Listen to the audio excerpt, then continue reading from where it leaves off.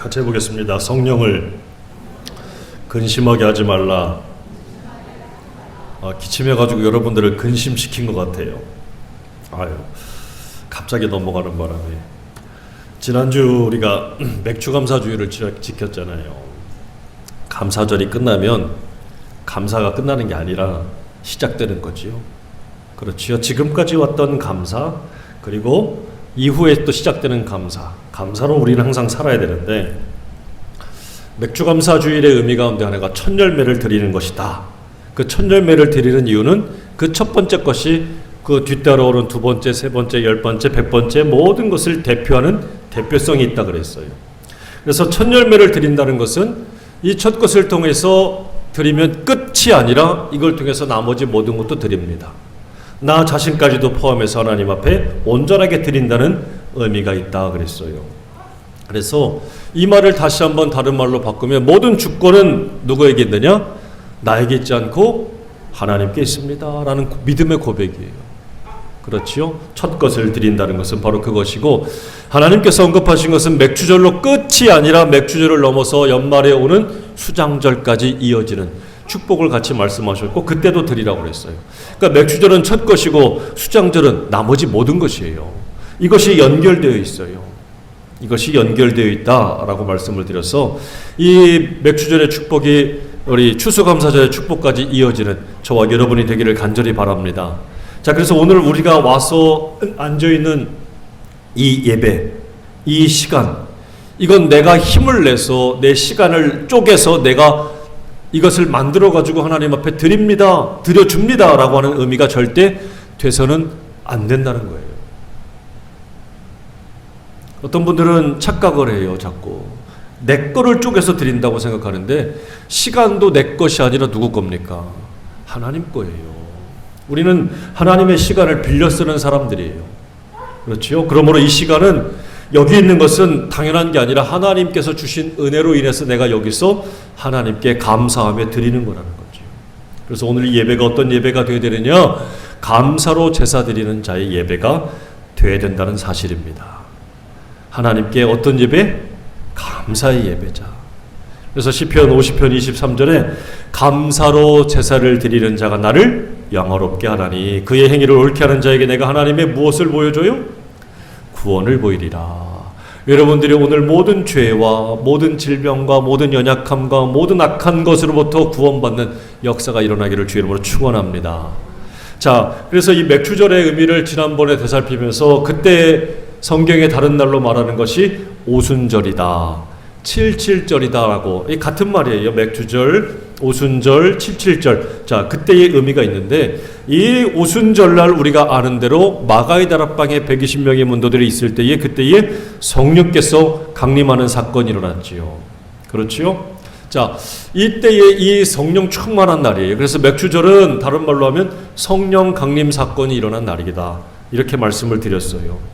예수님께서 그러면서 여러분 기억을 더듬으면 지난주에 그때 예수님께서 성령에 대해서 하신 말씀 가운데 두 가지 의미를 보면 요한복음 4장과 요한복음 7장에 나와 있는 영생하도록 솟아나는 샘물이 되리라, 사마리아 여인에게 주시는 샘물에 대한 말씀으로 성령의 의미를 설명해 주셨고, 요한복음 7장에 나와 있는 대로 명절 끝날에 예수님께서 큰 소리로 외쳐서 누구든지 목마르거든 내게로 와서 마시라, 나를 믿는 자는 성령의 이름같이 그 배에서 뭐가?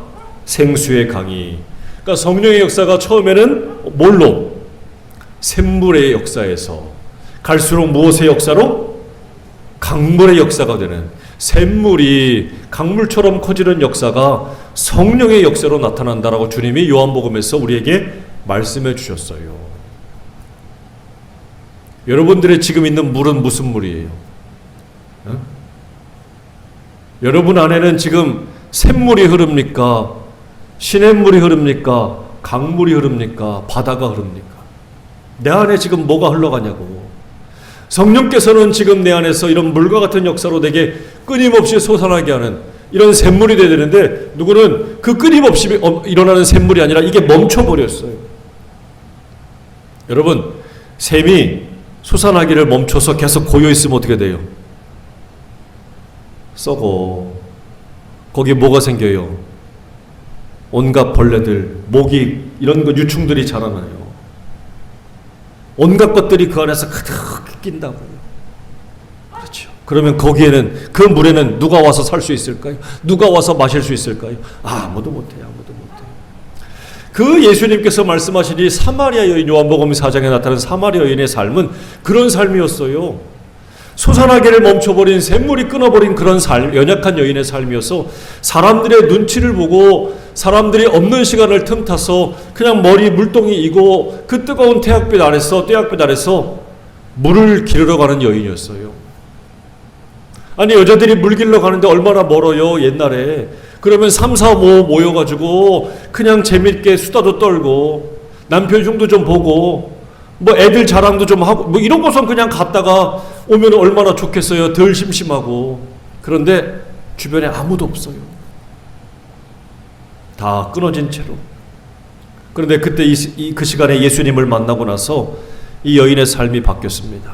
오히려 마을로 들어가서 그토록 피했던 마을 사람들에게 내가 메시아를 만났다, 내가 구세주를 만났다, 와서 한번 보십시다, 예수님을 전하는 사람이 되었어요.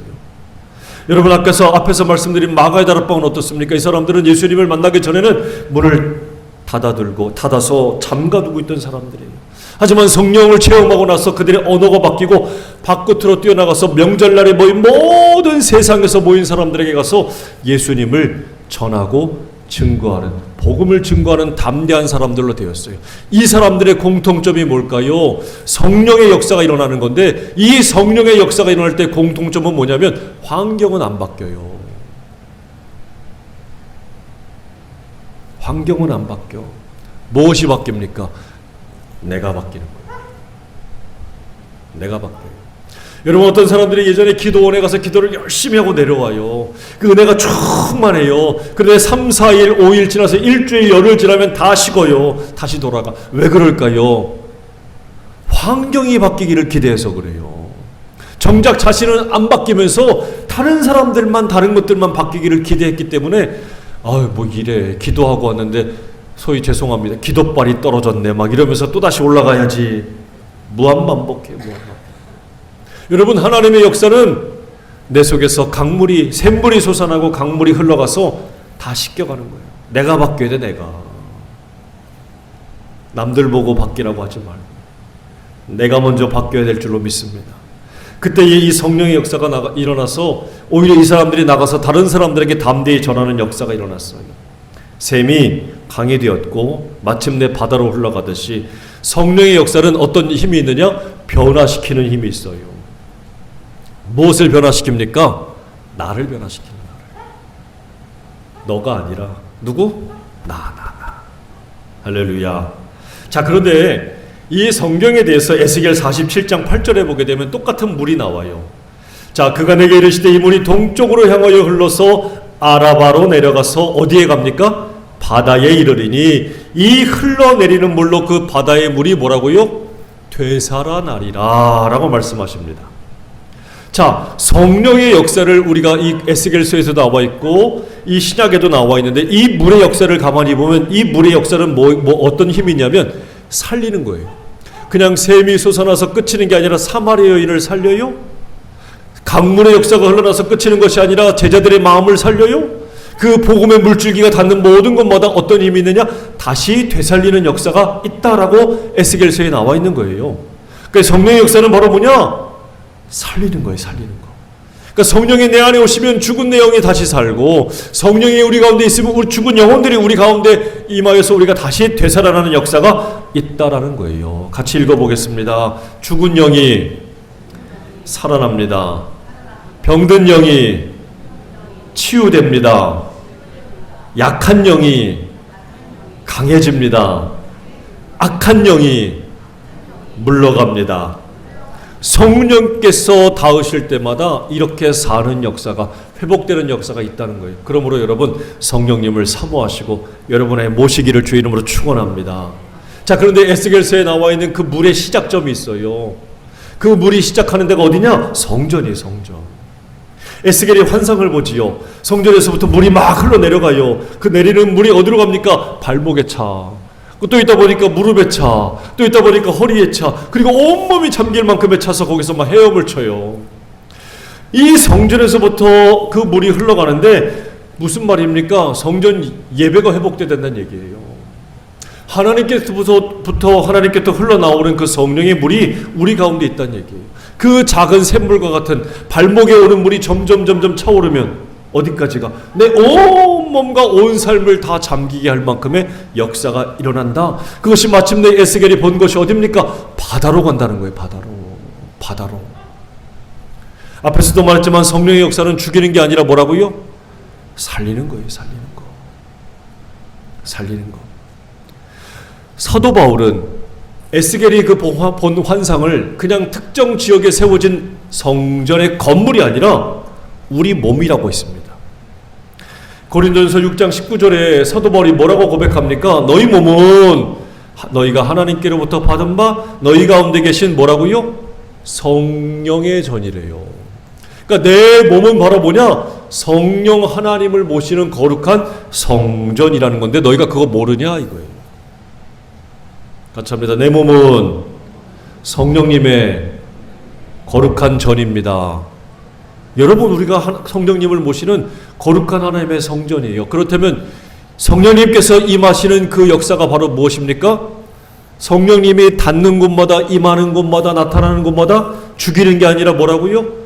살리는 거예요. 그 우리 몸은 죽이는 도구가 아니라 뭐가 되어야 돼요? 살리는 도구가 되어야 돼. 그러면 성령께서 임하시는 내가 머무는 나의 가정, 나의 교회, 내가 다니는 직장, 일터, 내가 살고 있는 나라와 민족은 죽이는 도구가 아니라 나로 인하여 뭐라고요? 살리는 선한 도구가 되어야 돼요. 여러분이 있는 가정은 살만합니까? 어떤 분들이 그래. 목사님 죽지 못해 살아요. 지옥 같아요. 재미가 없어요. 힘들어 죽겠어요. 여러분, 내 안에 하나님의 영이 임해야, 내 안에 하나님의 영이 가득해야, 내 몸이 하나님의 거룩한 성전이 되어야 내가 머무는 그 자리가 죽음의 자리가 아니라 살림의 자리가 돼요. 하나님의 영으로 충만하시기를 간절히 사모하고 구하시길 바랍니다. 그래야 성령님이 닿는 그곳에 내가 살아요. 내가 가는 그곳이 죽은 게 아니라 다시 사는 역사가 일어나는 거예요. 그런데 오늘 말씀해 보니까 오늘 우리가 읽은 본문의 4장 30절에 뭐라고 말씀합니까? 하나님의 성령을 뭐하게 하지 말라고요? 근심하게 하지 말래요. 성령님이 내게 임하셔서 내가 닿는 그곳이 살아나야 되는데 오히려 우리는 성령님을 기쁘게 하는 게 아니라 뭐라고요? 근심시키고 있대요. 근심하게 하지 않아야 될 이유는 그 안에서 너희가 구원의 날까지 확 너는 내 거라고 인치심을 받았대요. 성령님께서 뭐라고요? 넌 내 거래요. 나는 너와 함께 해야 되겠대요. 근데 그런 분이 계시는 그 정말 우리의 구원자가 되시고 정말 귀한 이분을, 성령 하나님을 인격으로 대하지 않고 무슨 요술쟁이 마법사처럼 그렇게 대하기도 하고 필요할 때만 구하면서 그분을 근심시킨다는 얘기예요. 성령께서 근심하시니 생명의 역사가 안 일어나. 살리는 도구가 돼야 되는데 죽음의 도구가 되면서 오히려 내가 머무는 곳을 더욱더 힘들게 만들고 가시들이 번창하게 만드는 이런 역사를 일으킨다는 얘기예요. 오늘 말씀을 가만히 보면 무엇이 성령님을 근심하게 하는지 그 이유가 나와 있어요. 25절에서 29절 말씀, 이 30절 전 성령을 근심시키지 말라는 말씀 앞에 보면 네 가지 이야기가 나와요. 빨간색으로 보면 거짓을 버리래요. 두 번째 26절에 보면 뭘 내지 말래요? 분노. 28절에는 뭐 하지 말래요? 도둑질하지 말고. 29절에는 뭐 하지 말래요? 더러운 말 입 밖에도 내지 말래요. 다시 말하면 거짓, 분노, 도둑질, 더러운 말이래요.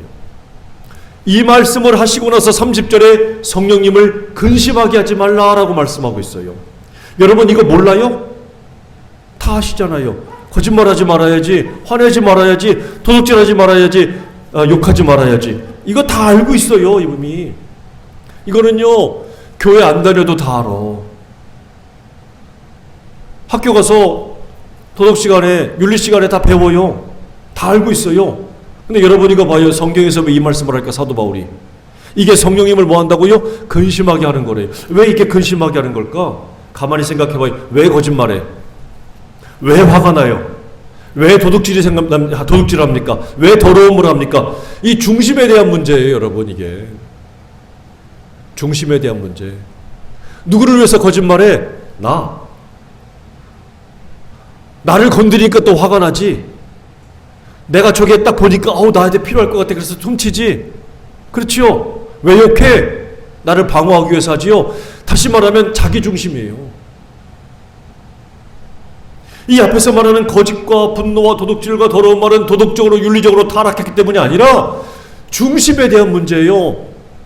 이게 하나님 중심이 아니라 자기 중심이기 때문에 거짓말하고 분노하고 도둑질하고 그러는 거지. 만약에 하나님 중심이었다면 어떻게 될까요?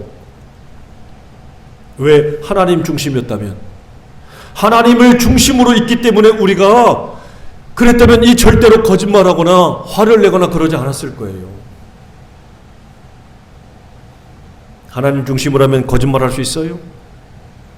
하나님이 내 안에 계신데 화가 날 수 있어요? 하나님이 계신데 저거 탐난다고 훔칠 수 있어요? 하나님이 지켜보고 계신데 더러운 말들이 막 나와요? 여러분 그렇다고 요만큼 어떻게 못하겠어요? 조금씩은 하겠지요. 근데 여러분 아셔야 돼요. 이게 뭡니까? 우리의 중심이 하나님이 아니라 자기 중심적인 이것. 그러면 성령께서 뭐 하신다고요? 근심하신대요. 왜요? 이게 죄가 돼서 그래. 우리는 입으로는 하나님을 주인이라고 고백하면서 정작 여전히 살아갈 때 보면 하나님을 내려놓고 나를 높이는 자기중심적인 이게 죄가 되기 때문에 그래요. 죄는 하나님과 동행할 수 없잖아요.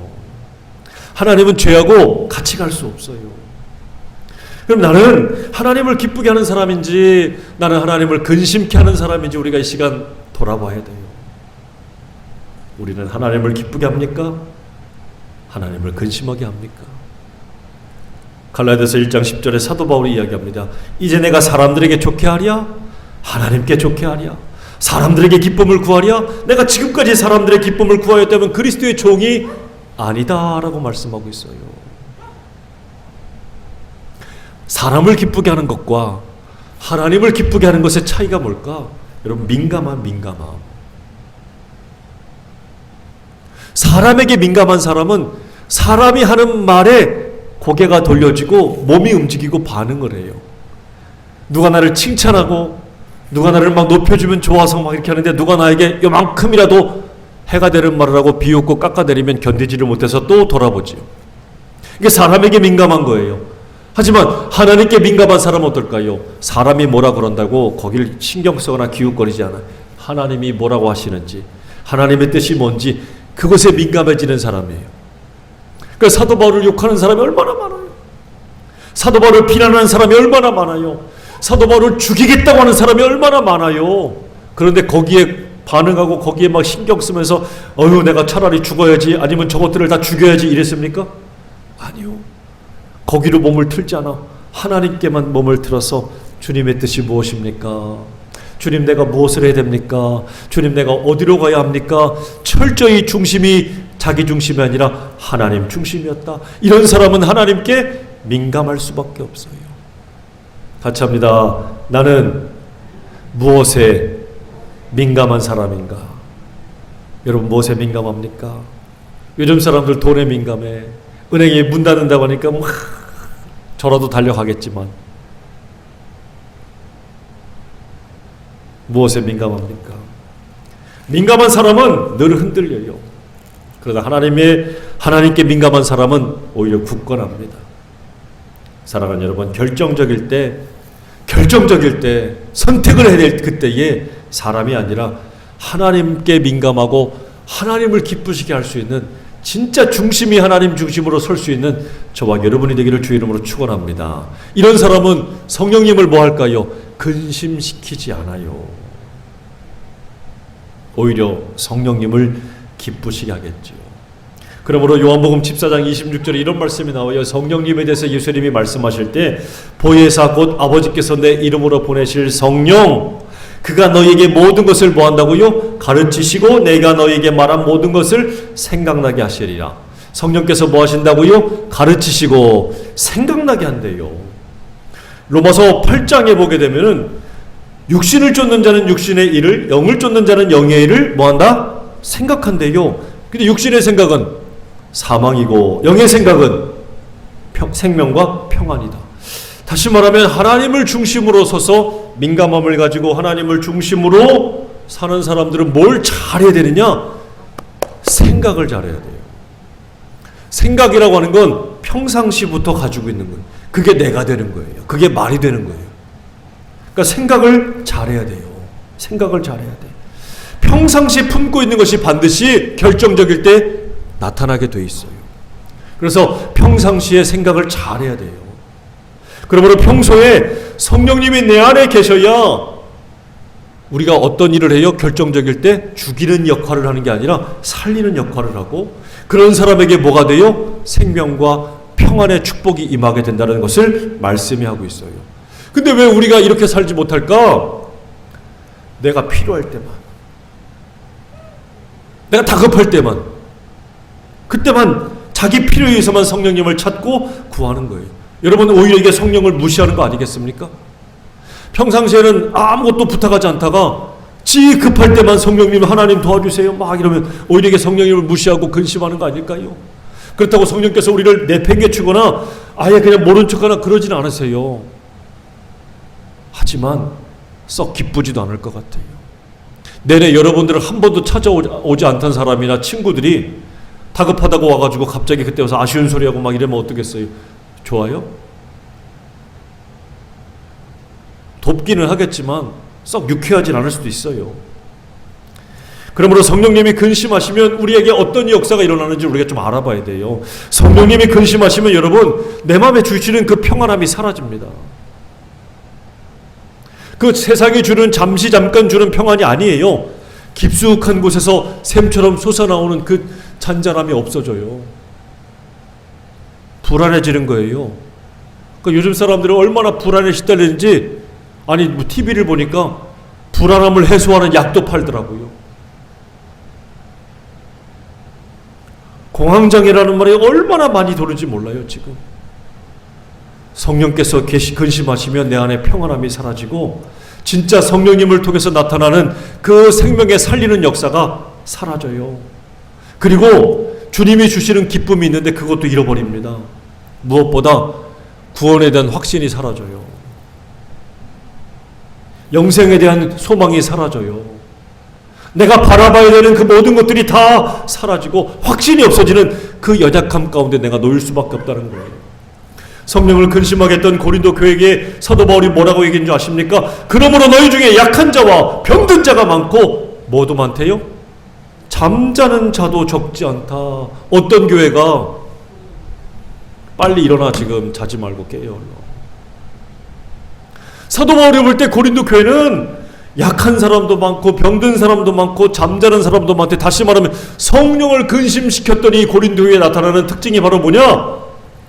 약해지고 확신이 없어, 병들어, 평안이 없고 기쁨이 없고 늘 근심과 걱정이 있으니까, 마음이 근심과 걱정이 쌓이니까 몸으로도 그게 나타나는 거예요. 더더군다나 뭐도 많어. 이래 잔다니까. 예배 시간에도 자, 기도 시간에도 자, 평상시에도 그냥 이게 그게 아니라 마음에 근심이 되니까 몸으로도 나타나는 거예요. 연약해지는 거예요. 자꾸 말씀에 들어가질 않는 거예요. 잠자는 자도 적지 않다. 많다는 얘기잖아요. 왜 그래요? 근심이 되는 거예요. 근심이. 그러므로 오늘 우리의 생각이 내가 필요할 때만 내 필요에 의해서만 구하는 육신의 생각인지 하나님이 원하시는 성령의 생각인지 분별하시고 그것을 생각해서 여러분과 저의 생각이 육신의 생각으로 머무르고 끝나지 말고 영의 생각이 되고 하나님을 중심으로 하나님을 바라보는 생각이 되어서 주님이 주시는 그 생각 가운데 생명과 평안이 임하는 축복이 있기를 축원합니다. 육신의 생각은 사망에 이르지만 생명과 평안에 여기신 성령께서 오히려 근심하셔요. 그러므로 생각이 중요해요. 잘 생각하세요. 생각이 반복되면 그게 굳어지고 결국 익숙하게 돼요. 나쁜 일도 자꾸 하면 하면 감각이 무뎌지고 욕도 많이 하면 입에 배는 것처럼 죽을 생각만 계속하면 결국 죽어요. 같이 합니다. 생각을 잘합시다. 창세기 3장 6절 말씀입니다. 같이 읽어봐요. 시작. 여자가 그 나무를 본즉 먹음직도 하고 보암직도 하고 지혜롭게 할 만큼 탐스럽기도 한 나무인지라. 여자가 그 열매를 따먹고 자기와 함께 있는 남편에게도 주매 그도 먹은지라. 하와가 어떻게 살았다는 얘기예요? 보이는 대로 살았고 들리는 대로 살았어요. 보이는 대로 보고 들리는 대로 살았어요. 아무 생각이 없는 거예요. 하와는 그 순간에 아무 생각이 없었어요. 근데 오늘날 정말 하와만 그렇게 살까? 아무 생각 없이 보이는 대로 살고 들리는 대로만 사는 사람, 이렇게 살면 괜찮을까요? 여러분, 망합니다. 죄 짓습니다. 나만 죄 짓나? 내 옆에 있는 사람도 같이 망하게 만드는 거예요. 생각을 잘해야 돼요. 우리 마음에 계시며 우리에게 말씀하시는 성령님께 집중하고 그 음성을 듣고 그분에게 민감해져야 돼요. 그래야 그 음성을 통해서 그 마음의 음성이 우리의 생각이 되고 그 생각대로 우리가 살아가게 되는 힘과 능력이 돼요. 그 생명이 마침내 오늘 어떻게 됩니까? 우리를 생명과 평안의 길로 인도하신다고 말씀하셔요. 여러분이 그러면 그 생각을 통해서 여러분이 머무는 가정은 살게 될 줄로 믿습니다. 여러분의 일터와 직장이 살게 될 줄로 믿습니다. 여러분이 우리 함께하는 교회가 살게 될 줄로 믿습니다. 에베소서 4장 26절 27절 말씀에 아까 뭐라 그랬어요? 분을 내어도 죄짓지 말며 해가 지도록 분을 품지 말고 마귀에게 뭘 주지 말래요? 틈을 주지 말래요. 다시 말하면 마귀는 우리 마음이 중요한 것을 누구보다도 잘 알고 있어요. 그래서 무슨 수를 써서라도 내 마음에 틈을 내서 틈이 나면 비집고 들어오는 존재가 마귀입니다. 다시 말하면 이 에베소서 4장에서 사도 바울이 거짓과 분노와 도둑질과 이렇게 더러운 말을 하는 이유가 뭘까? 에베소 교인들도 틈이 생긴 거예요. 마귀가 틈을 타는 그 틈이 벌어진 거예요.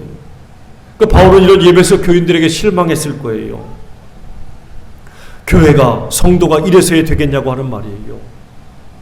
그래서 결론이 뭐예요? 마귀에게 틈을 주지 말라고 권면하는 거예요. 여러분, 이 상속교회도 또 우리와 함께하는 주님의 교회도 이 땅에 있는 교회들도 틈이 벌어질 수 있어요. 의견은 다를 수 있지만 분을 내고 거짓말을 하고 우리가 정말 그런 것들에게 자꾸 노출이 되면 틈이 벌어져. 그러면 마귀는 정말 틀림없이 그 틈으로 비집고 들어옵니다. 사랑하는 여러분, 마귀에게 틈을 내주면 안 돼요. 마귀가 어떻게 그 틈을 비집고 들어올까? 마귀는 요한일서 3장 8절에 보면 죄를 짓는 자는 마귀에게 속하나니, 마귀는 처음부터 범죄함이라 그래요. 죄를 짓는 자는 마귀에게 속했기 때문에 마귀가 그 속에 비집고 들어온다는 거예요. 신약에 보면 예수님을 팔아먹은 가룟 유다나, 자기의 밭을 팔았지만 그것을 소유를 일부러 떼어내고 거짓말로 드렸던 아나니아와 삽비라나, 이 사람들은 다 같이 무엇입니까? 거짓말했어요. 죄를 지었어요. 결국은 그 틈에 누가 비집고 들어왔습니까? 마귀가 들어왔어요. 마귀가. 다시 말하면 앞에서 말한 대로 마귀는 끊임없이 속이는 생각을 줘요. 거짓을 행하는 생각을 줍니다. 그래서 앞에서 말했지만 생각이 중요하잖아요. 한 가지 생각은 육의 생각, 한 가지 생각은 영의 생각인데, 성령께서 주시는 생각은 영의 생각인데, 이 마귀는 계속해서 무슨 생각을 줍니까? 속이는 생각을 줘요. 뿐만 아니라 나에게 심겨진 그것은 나뿐만 아니라 나와 함께 있는 사람들에게도 전염이 돼요.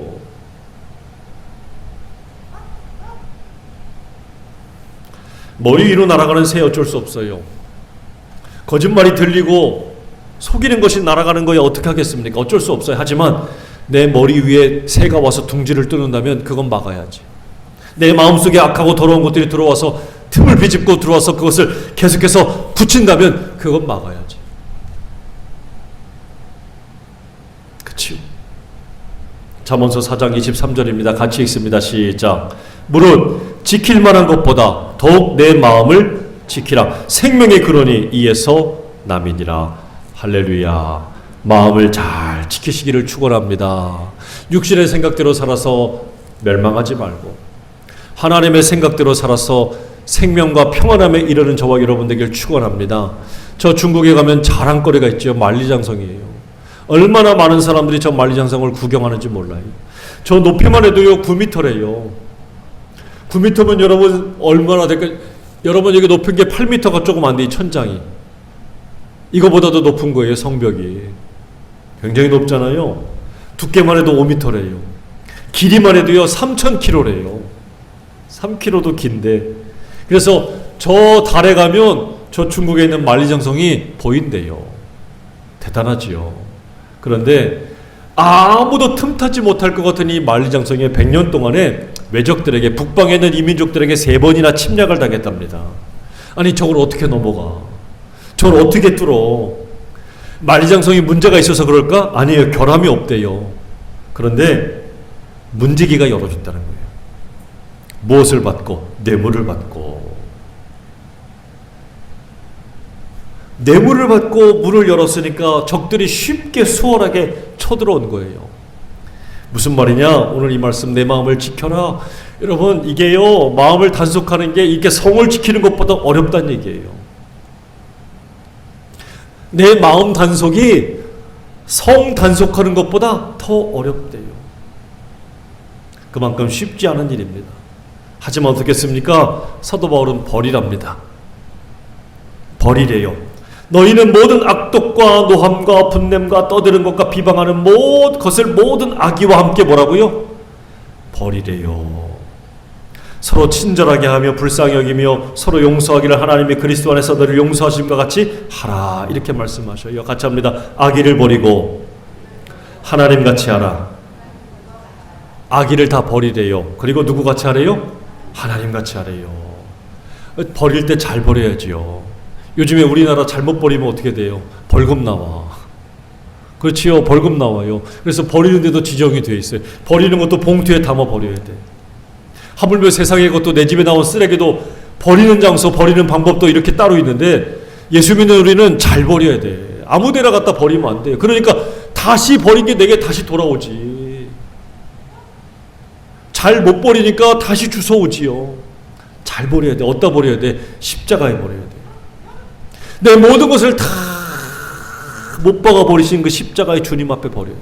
그래야 그분이 다 해결하시는 거예요. 그리고 나서 어떻게? 하나님이 나를 용서하신 것처럼 하나님처럼 우리도 용서해야 돼요.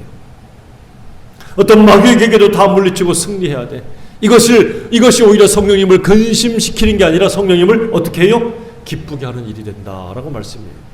여러분 다시 묻습니다. 우리는 성령 하나님을 근심시키는 사람입니까? 기쁘게 하는 사람입니까? 어떤 사람이 되어야 되겠습니까? 기쁘게 하는 사람이 되어야 돼요. 그래야 성령 하나님이 닿는 모든 곳에는 다시 되살리는 역사가 일어나요. 다시 사는 역사가.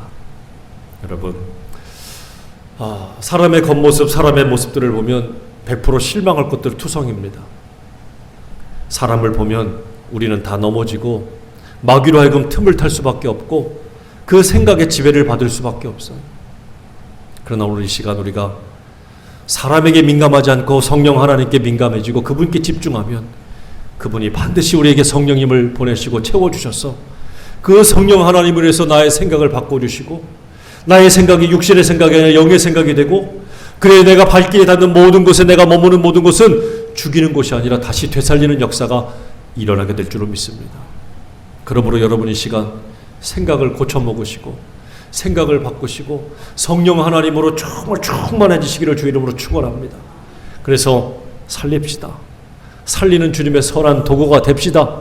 저와 여러분이 그래서 성령 하나님을 기쁘시게 하는 저와 여러분 모두가 되기를 주 이름으로 축원합니다. 기도하겠습니다. 아버지 하나님 감사합니다. 하나님, 오늘 우리가 이 시간 성령 하나님을 모신 성령님의 전이라고 우리의 몸을 고백하면서도 오히려 내 안에 모신 성령 하나님을 기쁘게 하기보다는 근심케 할 때가 얼마나 많은지요.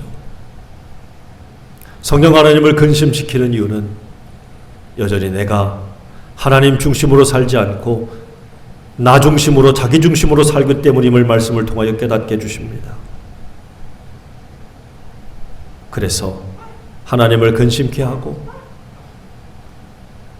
하나님을 기쁘시게 하지 못하니 내가 머무는 곳에서 오히려 생명이 되살아나는 역사가 아니라 오히려 생명이 죽는 다툼과 시비가 일어나는 자리가 되는 것은 아닌지 주님 돌아봅니다.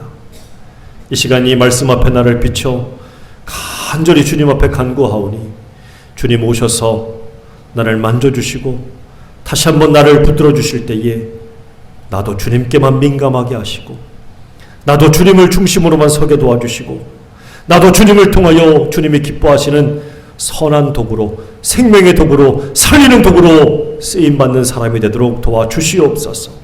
그리고 사랑하는 모든 성도들이 발길이 닿는 곳마다 죽이는 것이 아니라 다시 되살리는 하나님의 선한 도구로 쓰여지어 주님을 기쁘시게 하는 복된 인생이 되게 도와주시옵소서. 예수님의 이름으로 간절히 기도 올리옵나이다. 아멘.